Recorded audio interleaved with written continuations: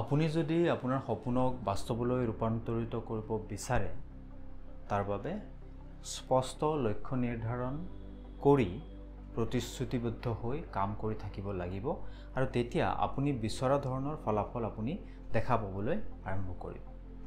প্ৰথম পদক্ষেপ ডাঙৰ সপোন এটা কিন্তু নিৰ্দিষ্ট সপোন এটা ঠিক কৰি লওক। ব্যৱসায় আৰম্ভ কৰিব বিচাৰে বা এটা মাৰাথন দৌৰিব বিচাৰে, যি কৰিব বিচাৰে তাত সফল হ'লে কেনেকুৱা হ'ব কি সেয়া ঠিক কৰি লিখি লওক। অস্পষ্ট লক্ষ্য এটালৈ কাম কৰি লাভ নাই, কাৰণ অস্পষ্ট লক্ষ্যই অস্পষ্ট ফলাফল পোৱাতহে আপোনাক সহায় কৰিব।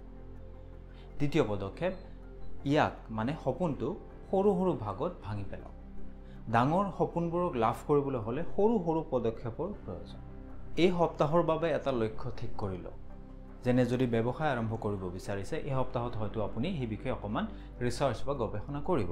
যদি মাৰাথন দৌৰিব বিচাৰিছে 42 কিলোমিটাৰ, তেতিয়াহ'লে এই সপ্তাহত হয়তো আপুনি 10 কিলোমিটাৰ একেৰাহে দৌৰিবলৈ চেষ্টা কৰিব।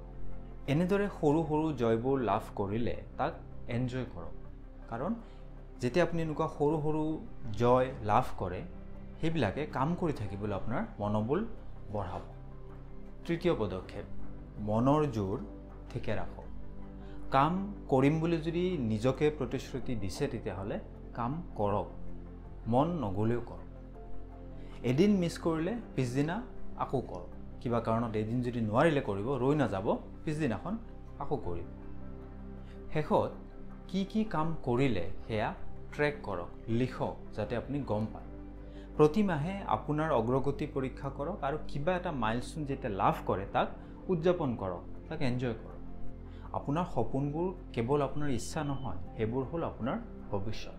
আৰু সেইবাবে আজিৰ পৰাই এইবোৰৰ কাৰণে কাম কৰিবলৈ আৰম্ভ কৰক।